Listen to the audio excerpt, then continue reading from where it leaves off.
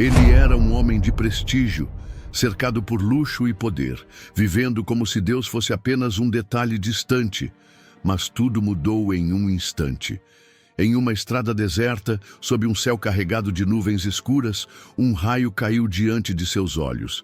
E o que aconteceu depois foi tão chocante que nem os poderosos de sua época puderam ignorar. Ele deveria ter morrido naquele momento, mas ao invés disso, algo sobrenatural aconteceu. Por que São Norberto foi derrubado dessa forma? O que Deus queria mostrar a ele e a nós? Há um detalhe surpreendente sobre esse dia que a maioria das pessoas não conhece. E quando você descobrir, nunca mais verá sua fé da mesma maneira. Fique comigo até o final e se inscreva no canal Vozes Sagradas para acompanhar a trajetória desse incrível santo. Vamos começar? A brisa úmida da Renânia serpenteava pelos campos floridos, misturando-se ao perfume das vinhas e ao som ritmado dos cascos de cavalos cruzando as trilhas de terra batida. Era o final do século XI, uma era de reinos instáveis e de uma igreja que lutava para restaurar sua autoridade diante da corrupção interna e das ameaças externas. No coração desse mundo pulsante de intrigas e poder, nasceu Norberto de Champagne, um menino que desde o berço parecia destinado à grandeza. Seu pai, Heriberto, um homem de influência na corte imperial, sonhava que o filho seguisse seus passos, trilhando um caminho de prestígio. Sua mãe, Hedwig, tinha um olhar doce, mas resignado. Sabia que a nobreza raramente permitia aos filhos algo além da ambição. A infância de Norberto foi um mar de privilégios. Cresceu em meio a tapestrias finas, taças de prata e servos que atendiam a cada um de seus caprichos. Seu mundo era um palácio, onde o riso da aristocracia se misturava ao tilintar de cálices repletos de vinho. Desde cedo, seus tutores perceberam que o jovem possuía uma mente aguçada e um carisma natural. Era espirituoso, perspicaz e encantador, qualidades que lhe garantiam um lugar de honra nas festas e banquetes da corte. Mas também era impetuoso e inclinado à vaidade. Vestia as melhores roupas, cavalgava os melhores cavalos e, acima de tudo, apreciava o poder de ser admirado. Deus o chamava, mas ele fingia não ouvir. Por influência de sua família, ainda jovem, Norberto foi apresentado à vida eclesiástica, mas não como um verdadeiro servo de Deus. Na prática, era apenas um título, um benefício concedido a nobres influentes que garantiam altos rendimentos sem precisar renunciar aos prazeres do mundo. Ordenado subdiácono, ele jamais usava a batina com temor ou devoção, mas como um manto de conveniência, uma porta aberta para garantir influência sem precisar fazer votos de pobreza ou obediência. Sua juventude foi marcada por banquetes luxuosos, conversas triviais e uma despreocupação inquietante com os assuntos espirituais. As palavras da Escritura eram-lhe conhecidas, mas não queimavam em seu peito.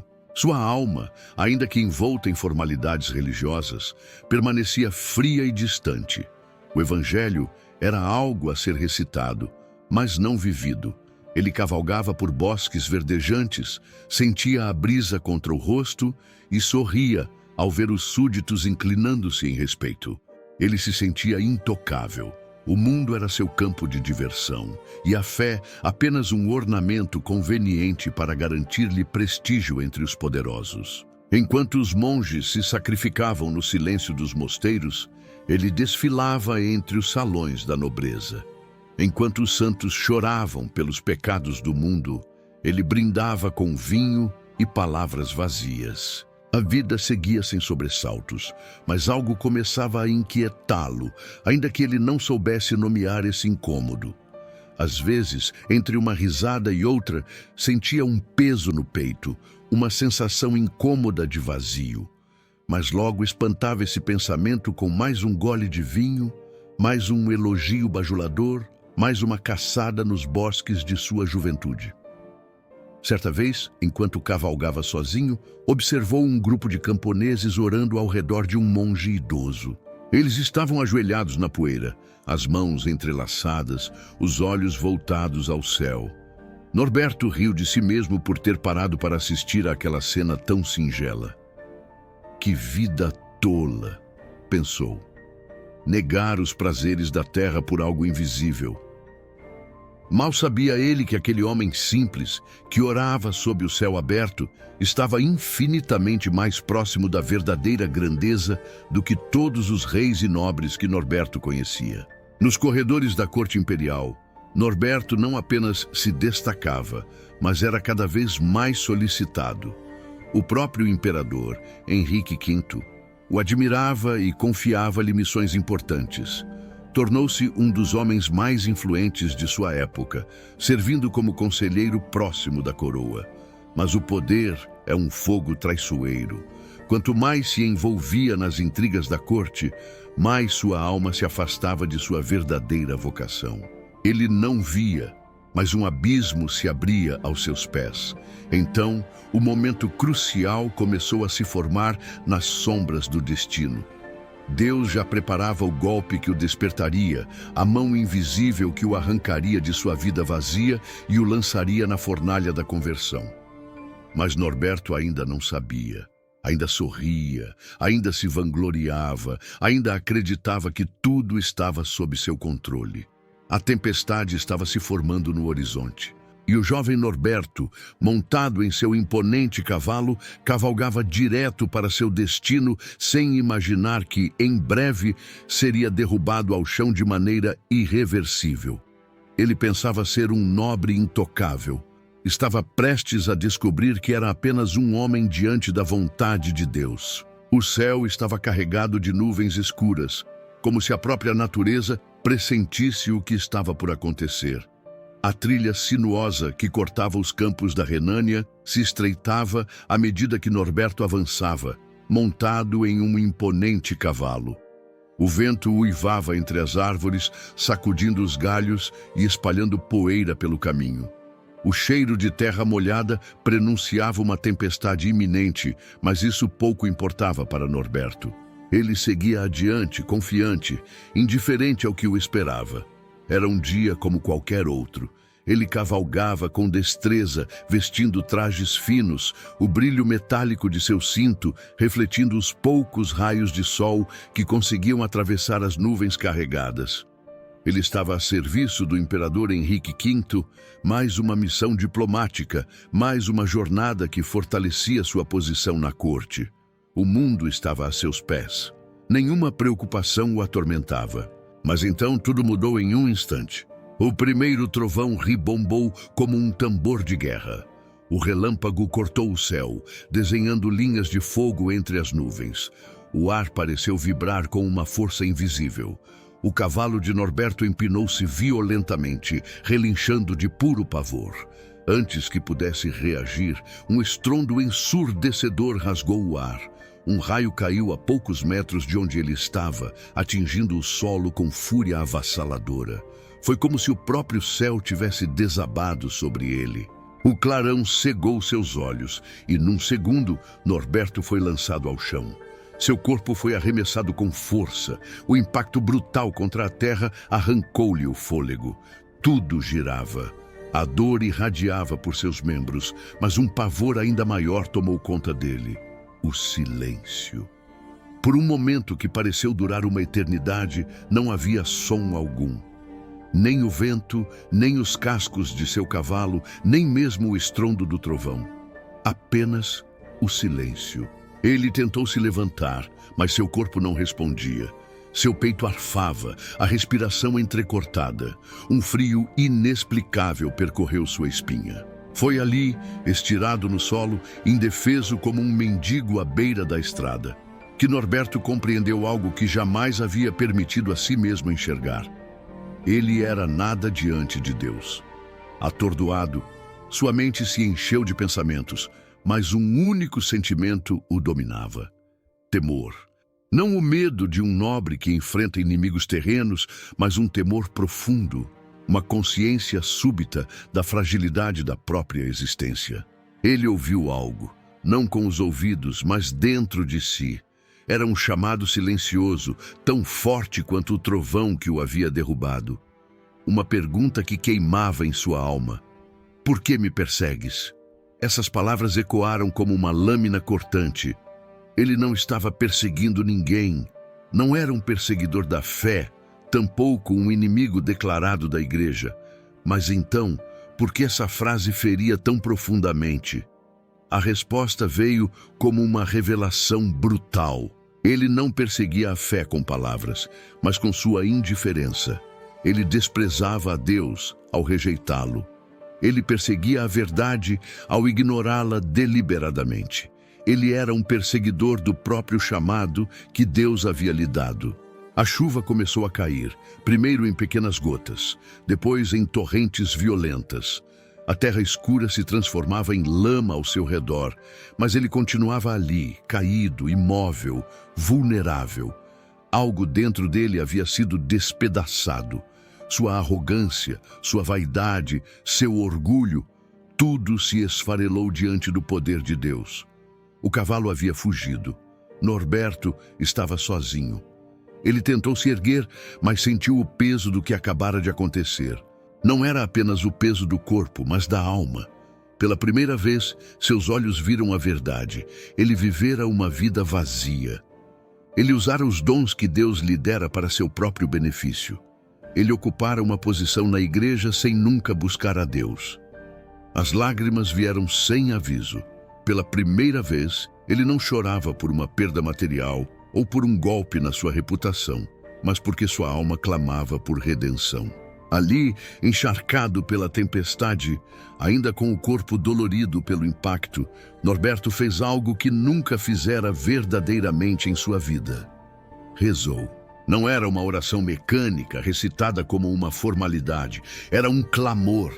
Ele não sabia como colocar em palavras o que sentia, mas seu coração gritava o que sua boca não conseguia expressar. Senhor, tem piedade de mim. O céu já não parecia tão escuro. A chuva continuava a cair, mas agora parecia diferente, como se lavasse sua alma junto com seu corpo. Horas depois, quando finalmente conseguiu reunir forças para se levantar e seguir caminho, Norberto já não era o mesmo.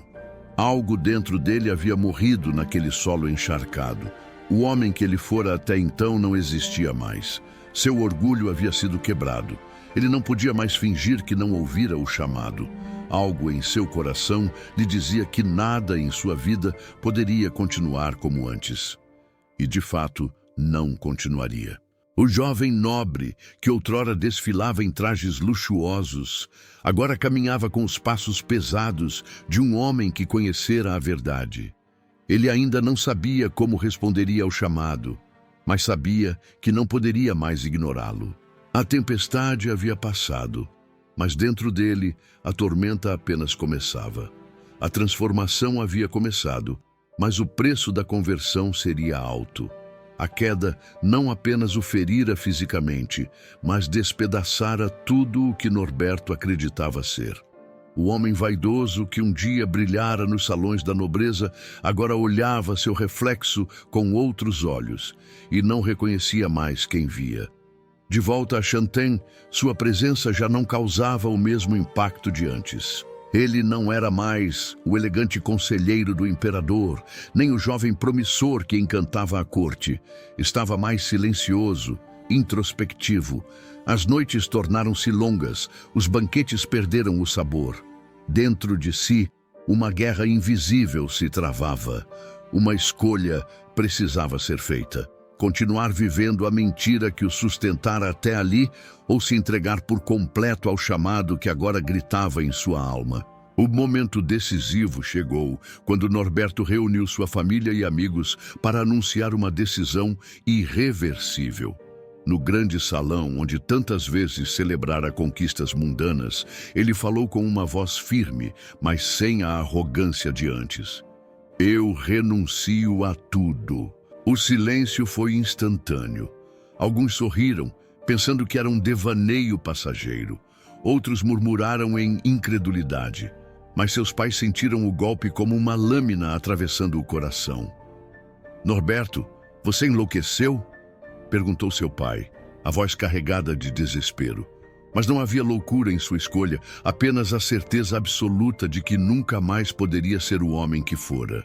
Mas ele aceitava cada ferida como uma resposta aos anos de orgulho que carregara. Não tinha cavalo, nem criados.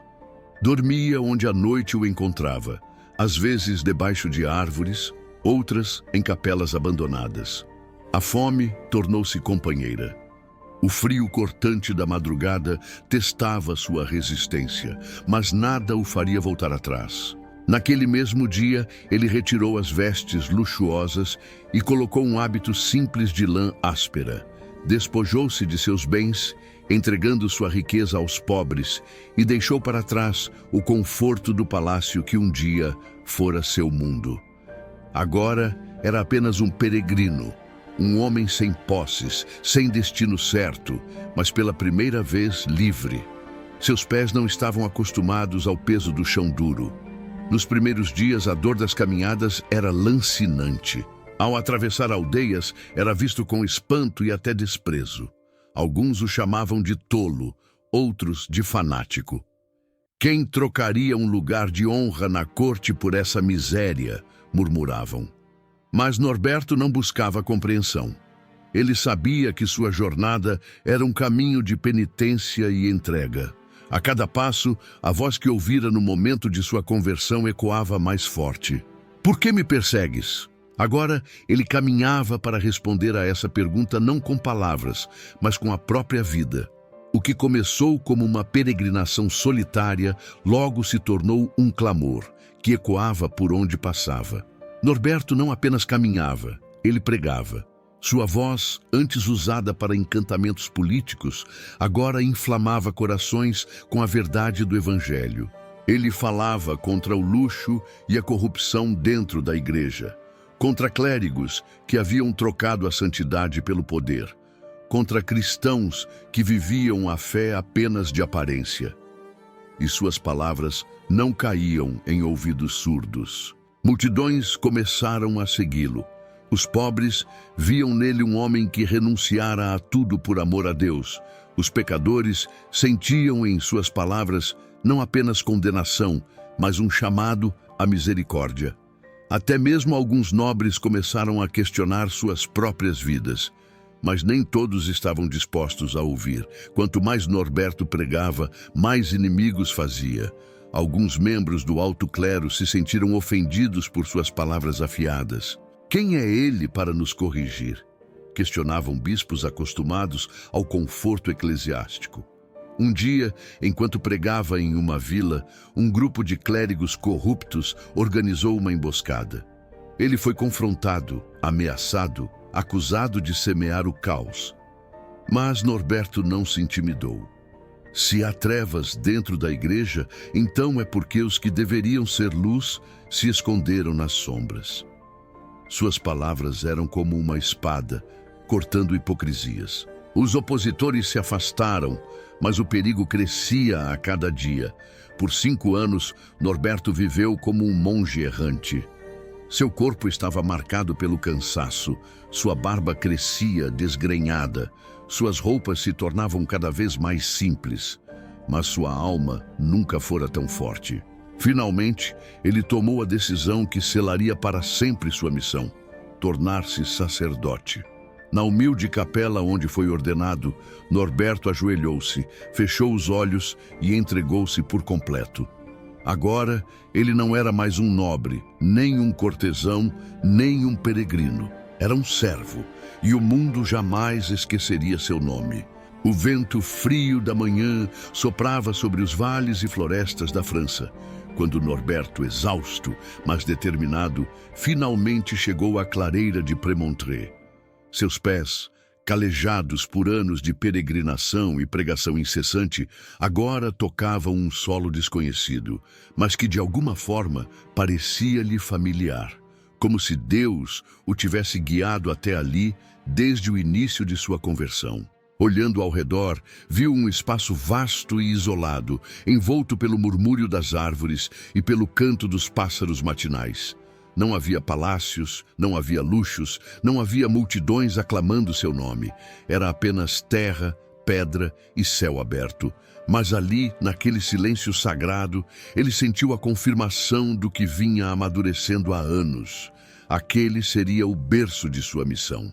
Nos anos que se passaram desde sua conversão, Norberto não apenas mudou sua vida, mas transformou a vida de muitos que cruzaram seu caminho. Ele não pregava apenas com palavras, mas com sua própria existência, vivendo na pobreza absoluta, entregando-se à oração e ao serviço. Por onde passava, arrastava multidões, inspirando homens e mulheres a retornarem a Deus, a abandonarem o comodismo e buscarem uma fé verdadeira. Mas algo ainda estava incompleto. Ele via um mundo corrompido, uma igreja fragilizada pela negligência de muitos de seus próprios sacerdotes. Os mosteiros haviam perdido seu fervor. Muitos clérigos viviam no luxo e na indiferença, e o povo simples sofria com a falta de guias espirituais. Era necessário mais do que palavras. Era preciso erguer um bastião de santidade no meio da decadência. Foi então que, em meio às florestas de Premontré, ele compreendeu que Deus o chamava para fundar algo novo. Norberto não estava sozinho. Ao longo de seus anos de pregação, muitos homens haviam se juntado a ele, tocados pelo seu testemunho radical. Eram padres que desejavam viver com mais fervor, leigos que ansiavam por uma vida de consagração, penitentes que buscavam uma redenção verdadeira. Quando chegaram a Premontré, não encontraram mosteiros prontos, nem igrejas suntuosas. Apenas um vale selvagem, onde tudo teria de ser construído do nada. As noites eram frias e os primeiros dias difíceis. Não havia camas, não havia muralhas para protegê-los. Mas havia algo que os sustentava, a certeza de que estavam vivendo não para si mesmos, mas para Deus. E então, as regras começaram a ser traçadas. Inspirado na tradição dos padres do deserto e na regra de Santo Agostinho, Norberto organizou sua comunidade em torno da oração, do trabalho e do serviço. Os irmãos viviam em pobreza radical, compartilhando tudo, alimentando-se apenas do necessário. Nada seria acumulado, nada os prenderia ao mundo, mas essa missão não seria apenas para aqueles que ali viviam. Desde o início, Norberto teve uma visão clara. Sua ordem deveria sair e evangelizar. Enquanto outros mosteiros se fechavam em suas muralhas, os premonstratenses deveriam ir ao povo, pregar, ouvir confissões, levar a luz da verdade aos lugares mais esquecidos. Nascia ali um exército de servos. Não demorou para que a missão de Norberto começasse a incomodar os poderosos. Muitos clérigos não viam com bons olhos esse grupo de homens austeros que denunciavam a corrupção e desafiavam o status quo. Alguns bispos resistiam, acusando Norberto de extremismo, tentando impedi-lo de avançar. Algumas cidades chegaram a bani-lo, temendo o impacto de suas palavras ardentes. Mas Norberto não recuou. Quanto mais tentavam silenciá-lo, mais sua voz ecoava com força. Os milagres começaram a acontecer. Pessoas que antes desprezavam sua pregação se convertiam subitamente. Aldeias inteiras, antes indiferentes à fé, voltavam-se à oração. Mesmo os opositores, por mais que tentassem detê-lo, viam-se cada vez mais sem argumentos diante do fervor crescente de sua comunidade. Então, em Natal do ano de 1121, diante de uma multidão de fiéis e do reconhecimento oficial da igreja, Norberto e seus irmãos fizeram seus votos solenes. O que havia começado com um homem derrubado por um raio no meio da estrada, agora se tornava uma das mais influentes ordens religiosas de seu tempo. Premontré não era mais apenas uma clareira vazia, era o coração pulsante de uma revolução espiritual.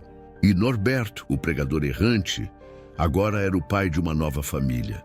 Os sinos de Premontré ecoavam suavemente pelo vale, chamando os irmãos para a oração.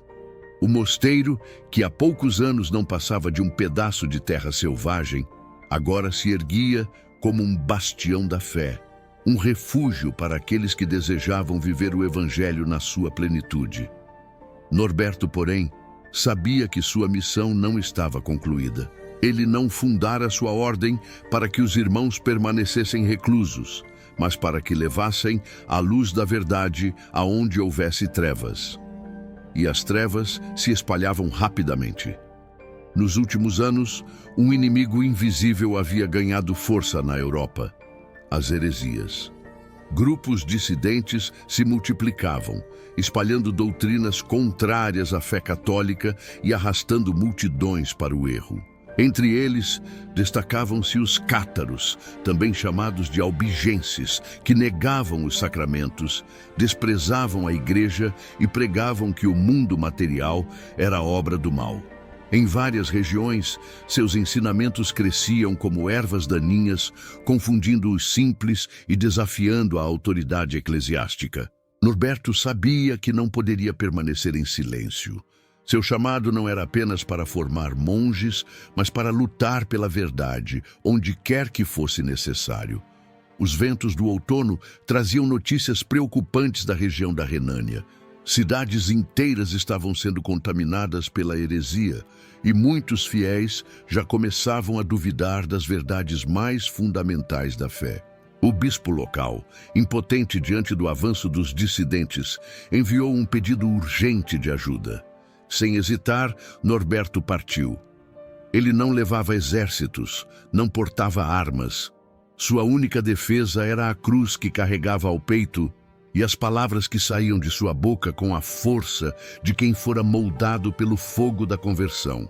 Por onde passava, pregava com um fervor que poucos haviam testemunhado antes. Ele não apenas ensinava a verdade, mas a vivia de maneira tão radical que ninguém podia permanecer indiferente. Em muitas cidades, os hereges tentaram impedi-lo de falar, mas, sempre que se punha diante do povo, suas palavras inflamavam os corações.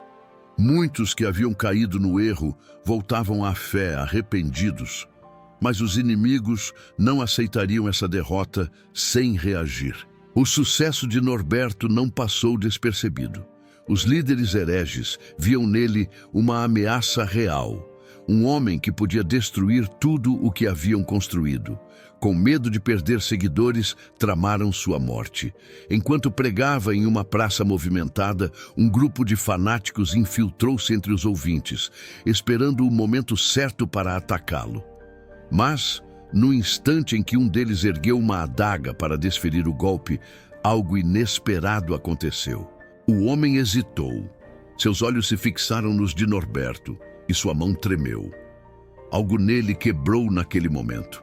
Caiu de joelhos e, em prantos, confessou seu plano diante de todos. A multidão, que antes ouvia em silêncio, se levantou em fúria contra os traidores. Norberto, porém, não permitiu que os culpados fossem punidos. Em vez disso, pediu que fossem libertados e os chamou ao arrependimento. Sua coragem não vinha de uma força humana, mas da certeza de que nada poderia atingi-lo enquanto estivesse cumprindo a missão que Deus lhe confiara. A batalha não foi travada com espadas, mas com palavras, e Norberto venceu. A Renânia, que estivera mergulhada no erro, foi reconquistada para a fé. Igrejas que haviam sido abandonadas voltaram a encher-se de fiéis. Bispos que estavam omissos foram despertados pelo seu exemplo. A ordem premonstratense, que começava a se expandir, tornou-se um farol de esperança para a igreja, um lembrete de que a verdade jamais seria destruída. Mas Norberto ainda não imaginava que sua maior batalha estava por vir. Nos anos seguintes, ele seria chamado para um desafio ainda maior. Um desafio que o levaria ao coração da cristandade, onde precisaria enfrentar não apenas hereges, mas os próprios homens de dentro da igreja. E sua resposta mudaria para sempre a história da fé. Os sinos de Magdeburgo soavam com um tom grave naquela manhã de inverno. O vento frio soprava pelas ruas de pedra, enquanto uma multidão se reunia diante da catedral. O burburinho crescia conforme os fiéis se aglomeravam, esperando para ver o homem que estava prestes a assumir um dos cargos mais importantes do Sacro Império Romano Germânico. Mas entre aqueles rostos ansiosos havia também olhares desconfiados e até hostis. Norberto de Chantein estava prestes a se tornar arcebispo de Magdeburgo, mas não por sua vontade. Ele era um monge, um pregador errante, um reformador. Assumir o comando de uma arquidiocese significava abandonar a vida simples que escolhera e mergulhar nos perigos da política eclesiástica. Mas a igreja precisava dele. A diocese de Magdeburgo estava mergulhada no caos. A corrupção entre os clérigos era alarmante. Muitos padres levavam vidas desregradas, desprezando os votos que haviam feito. Nos últimos anos, seu nome ganhara um peso inesperado dentro da igreja.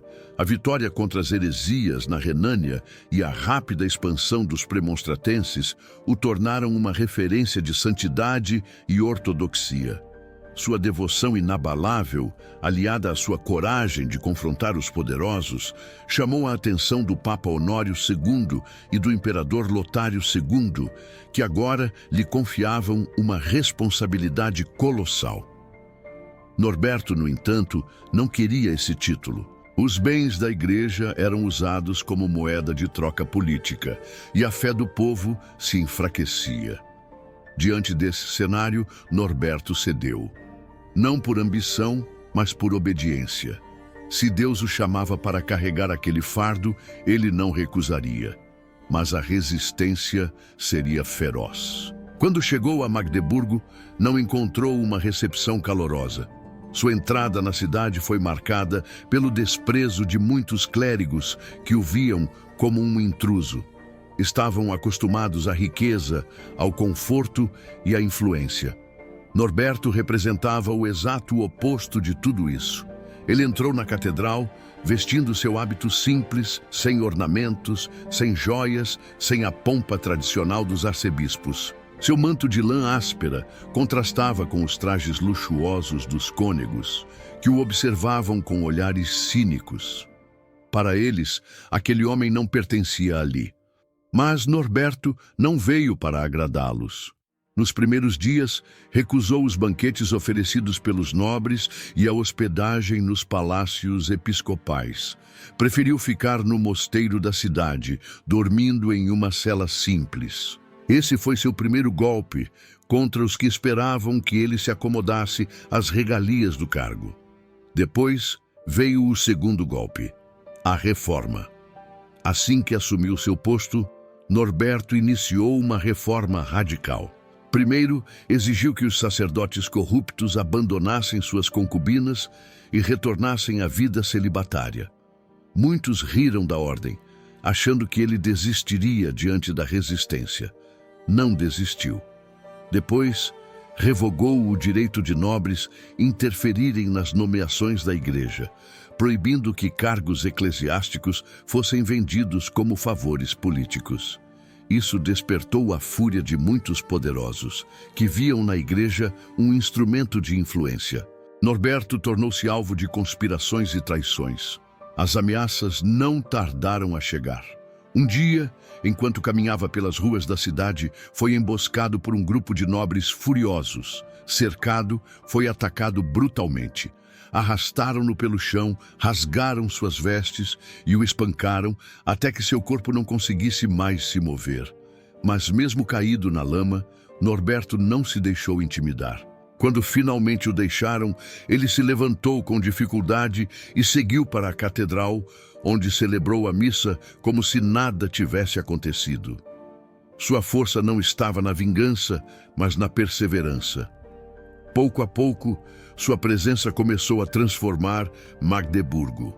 Aos poucos, os sacerdotes infiéis foram sendo afastados. Os fiéis, que antes viam a igreja como um lugar corrompido, voltaram a confiar em seus pastores. Os pobres, antes esquecidos, agora tinham um arcebispo que os defendia. Norberto abriu as portas da igreja para os necessitados, dividindo os bens do bispado com os mais fracos. Mas a mudança mais impressionante não foi apenas na cidade. Aqueles mesmos clérigos que antes o desprezavam, agora começavam a admirá-lo. Alguns se renderam ao seu exemplo, mudaram de vida e tornaram-se seus aliados. O homem que Magdeburgo rejeitou se tornaria o líder espiritual que a cidade mais precisava. Com o tempo, a fama de Norberto se espalhou além das fronteiras de sua arquidiocese. O imperador Lotário II, impressionado por sua força e retidão, convocou-o para ser seu conselheiro espiritual. Agora, Norberto não apenas liderava Magdeburgo, mas também tinha influência direta sobre o destino da cristandade. E foi nesse novo papel que ele enfrentaria um dos momentos mais críticos da história da Igreja, o cisma papal. Mas essa batalha ainda estava por vir. Os anos de batalhas, renúncias e pregações haviam deixado marcas profundas no corpo de Norberto.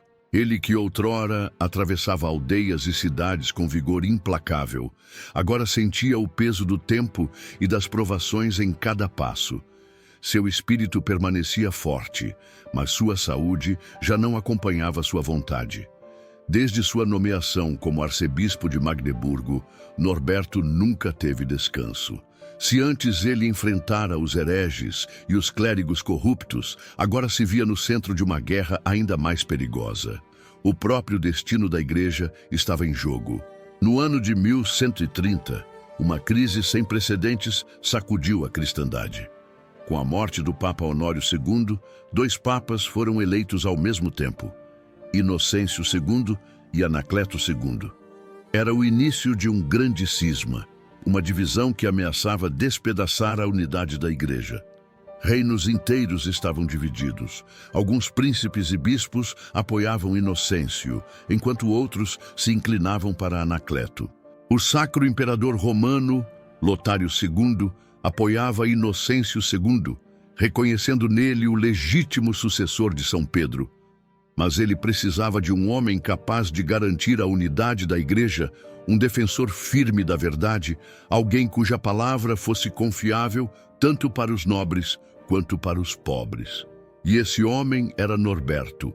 O arcebispo, mesmo enfraquecido, aceitou a missão. Percorreu cidades e cortes, enfrentou opositores e arriscou-se em territórios hostis para garantir que a verdadeira fé fosse preservada. Convocou bispos, exortou reis e enfrentou aqueles que tentavam subverter a Igreja de dentro para fora. Mas essa luta cobrou seu preço. O inverno de 1132 foi implacável. Norberto, já debilitado, contraiu uma febre severa durante suas viagens. Suas forças começaram a falhar. A doença não veio como um ataque repentino, mas como um veneno lento, corroendo sua resistência pouco a pouco.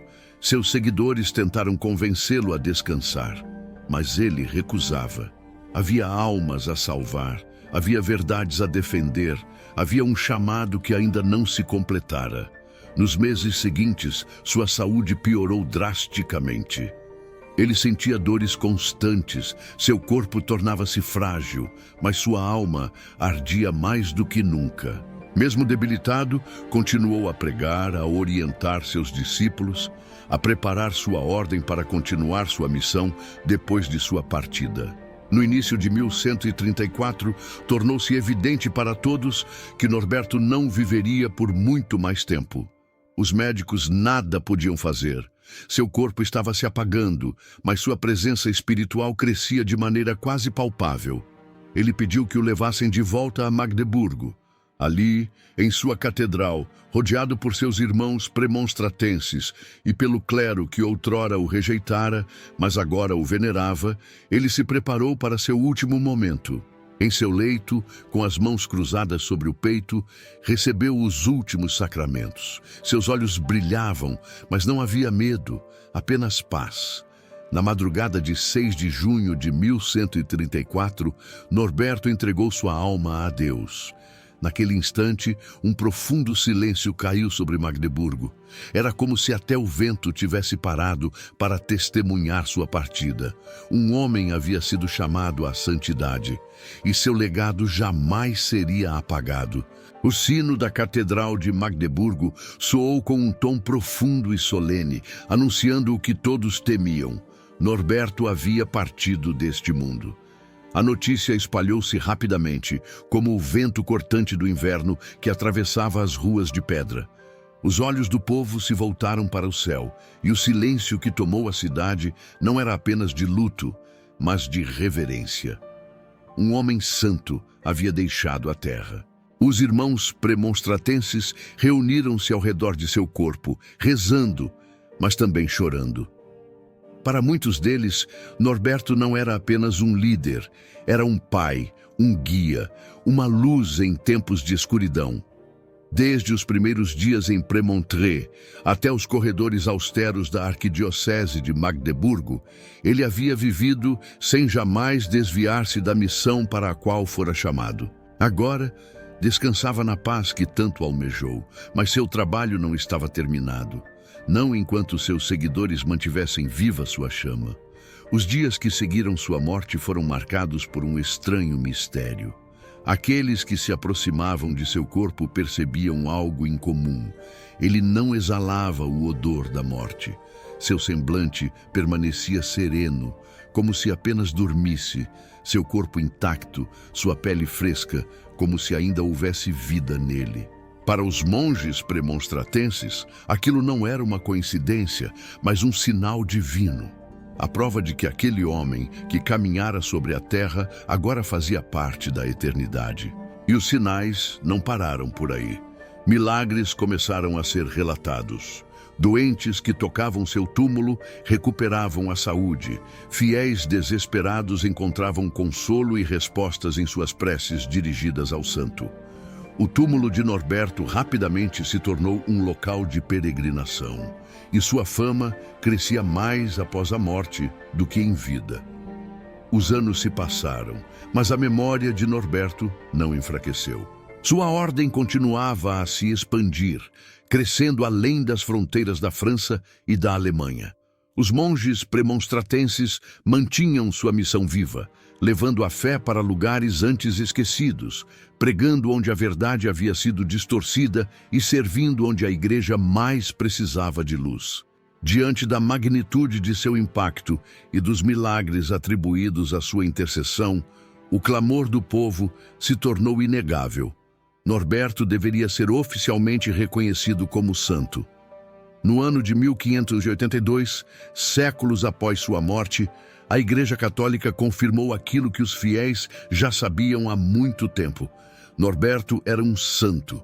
O Papa Gregório XIII declarou sua canonização, e seu nome foi eternizado entre os grandes da fé. Mas mesmo essa canonização não foi o fim de sua história. Os conflitos políticos que tomaram conta da Alemanha nos séculos seguintes trouxeram um novo desafio à preservação de seu legado. Durante a Reforma Protestante, a cidade de Magdeburgo caiu nas mãos dos luteranos e a veneração pública a Norberto tornou-se impossível.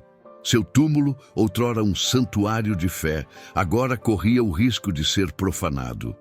Diante dessa ameaça, uma decisão ousada foi tomada. Para proteger o corpo do santo, seus restos mortais foram transferidos secretamente para a República Tcheca, para a grandiosa abadia de Strahov, em Praga. Foi uma jornada perigosa, mas finalmente seu corpo encontrou repouso seguro entre os monges que guardariam sua memória para sempre. E assim, mesmo depois de morto, Norberto continuou sua missão, movendo-se pelo mundo, protegendo a fé, sendo luz onde as trevas ameaçavam tomar conta. Hoje, séculos após sua morte, Norberto ainda vive. Seu nome ressoa nas orações de monges e sacerdotes. Suas palavras ainda inspiram os que buscam a verdade. E sua ordem, os premonstratenses, continua sua missão de evangelização e serviço ao próximo. Seu corpo descansa em praga, mas seu espírito nunca deixou aqueles que o seguem.